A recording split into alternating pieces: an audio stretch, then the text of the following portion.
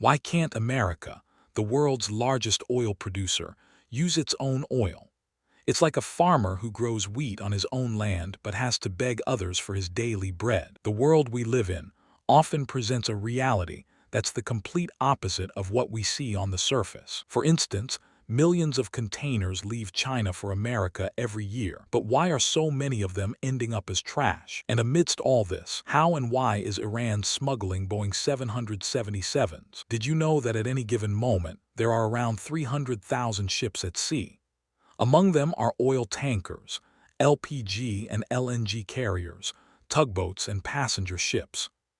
But the real workhorses that keep the global economy moving are the container ships. A staggering 90% of global trade is transported by sea. Estimates suggest that every single minute, between 6,000 and 8,000 container ships are traveling across our oceans. Thanks to the automatic identification system, you can now track these vessels in real time. If you go on websites like Marine Traffic or Vessel Finder, you'll see the entire ocean lit up with tiny lights. Each light is a mighty ship carrying millions of dollars worth of cargo. Most of these vessels are leaving China, heading to destinations from Europe to the United States. The average vessel carries about 5,000 containers. That means at any given time, around 40 million containers are crossing the world's oceans. Everything from our clothes to our mobile phones has traveled in one of these containers at some point. On the surface, it all seems normal. Goods arrive on one side and empty containers go back on the other. But the reality is far more shocking and troubling. The balance of world trade is completely out of whack. China sells so much to the world that it creates a flood of fully loaded containers leaving its shores. To put it in perspective, in 2023 alone, China's trade surplus was over $823 billion.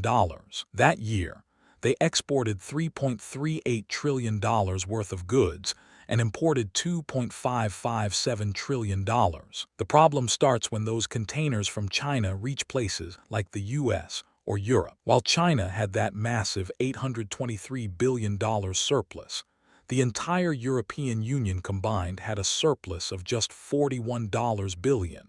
95% less than China. But the situation is most skewed when these containers reach the US. America is the world's biggest consumer. This means its import and export balance is completely lopsided. The US imports far more than it exports, which means a huge number of containers arrive. But there isn't enough export cargo to fill them and send them back. Of all the containers that arrive at US ports, only about 40% go back fully loaded. So, what happens to the other 60%? You might think they go back empty, but that's not the case. Those containers are left to rust in junkyards across America. This happens because it costs around $3,000 to ship an empty container back to China. On top of that, that empty box takes up valuable space on a ship that could be used for a loaded container, carrying millions of dollars worth of goods. China doesn't need these used containers because it can manufacture a brand new one for just $2,000. Every year, 2.5 million new containers are built, so there's no shortage of old ones. So what's the fate of all these empty containers stranded in the US and Europe? Many are sold off for cheap storage or to construction sites. Nowadays, they're even being turned into homes and offices.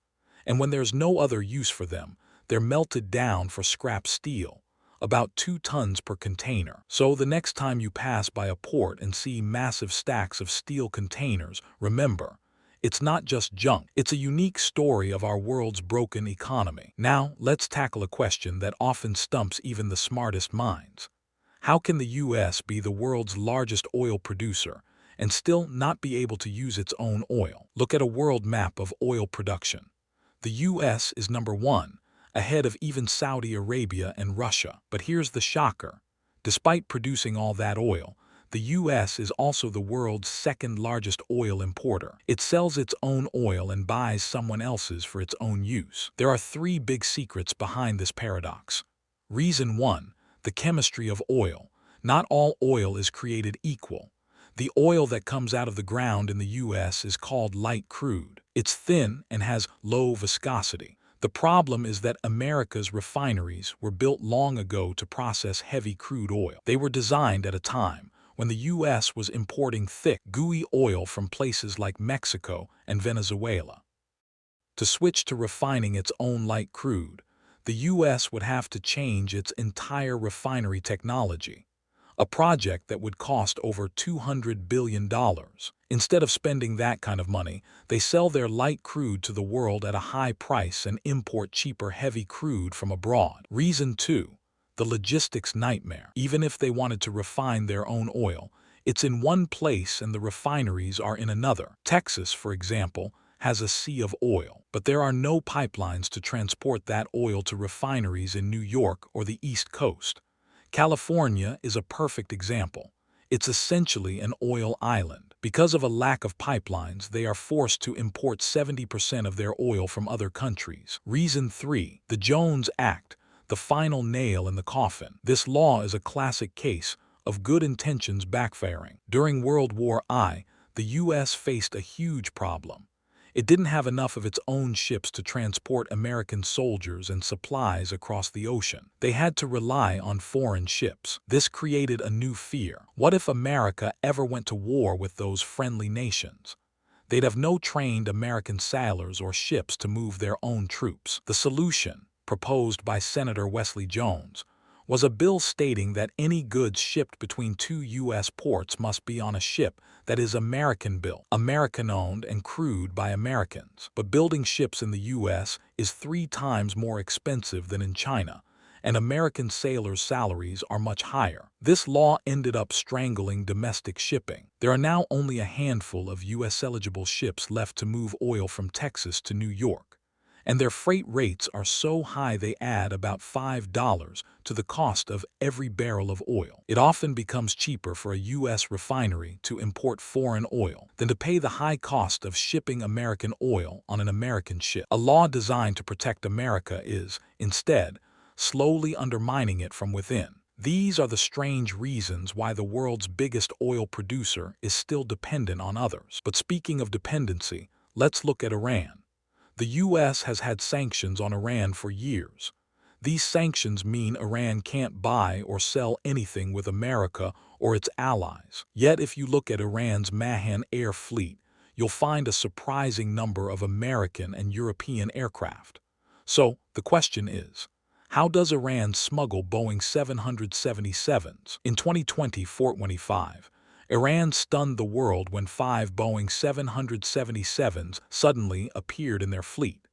This was the result of years of planning. Iran had its eye on a massive aircraft boneyard in the Australian desert, in Alice Springs. There, 5 old but serviceable Boeing 777s from Singapore Airlines were parked. Iran couldn't buy them directly, so they were purchased through a U.S.-based company called Iron Aviation.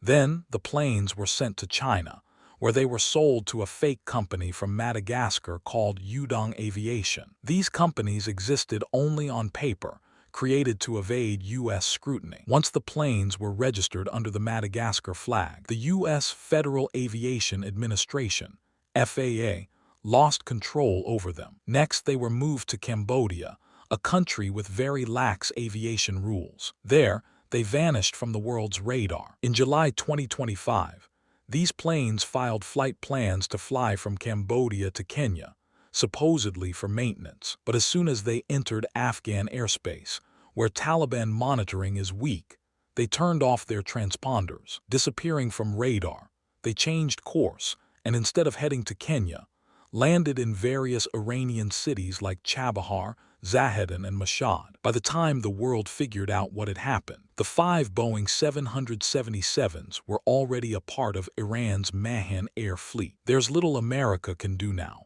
as all the buying and selling was done through companies registered under fake names. Today, Mahan Air has an active fleet of 50 to 60 aircraft. Most are Airbuses, but there are also 7 from the American company Boeing. These planes land in and use the airspace of other countries.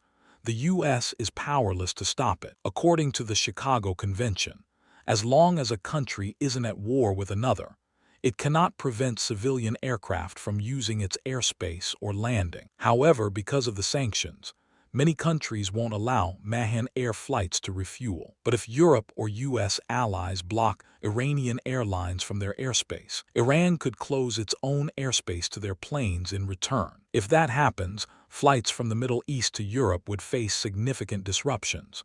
We hope you enjoyed this video. Please like and share it. Thank you for all your wonderful comments. We'll see you in the next one.